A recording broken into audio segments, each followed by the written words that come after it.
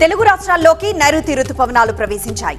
రాయలసీమ, దక్షిణ తెలంగాణను తాకాయి రుతుపవనాలు. గత ఏడాది కంటే 7 రోజుల ముందుగానే రుతుపవనాలు వచ్చాయి. అల్పపీడన ప్రభావంతో చురుగ్గా రుతుపవనాలు కదులుతున్నాయి. 2 రోజుల్లో తెలుగు రాష్ట్రాల్లో పూర్తిగా విస్తరించే అవకాశం ఉందన్నారు వాతావరణ అధికారులు.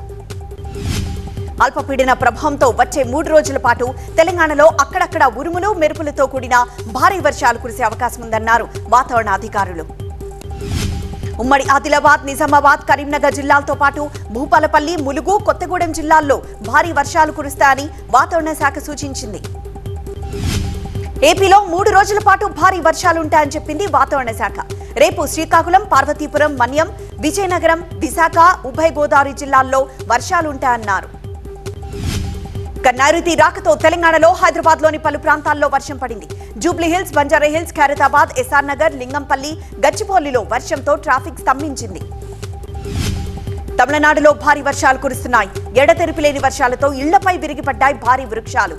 కుండపోత వర్షంతో నీలగిరి జిల్లాలో రాకపోకలు నిలిపివేశారు. నీలగిరి జిల్లాలో బాలుడు సహా 3 చనిపోయారు. సహాయక చర్యలు కొనసాగుతున్నాయి.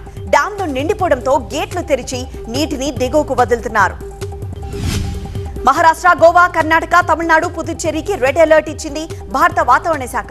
గుజరాత్, రాజస్థాన్, బీహార్ రాష్ట్రాల్లో ఆరెంజ్ అలర్ట్, జమ్మూ కశ్మీర్ మినహా అన్ని రాష్ట్రాలకు ఎల్లో అలర్ట్ జారీ చేశారు. కేరళలో భారీ వర్షాలతో 11 జిల్లాలకు రెడ్ అలర్ట్ ఇచ్చారు.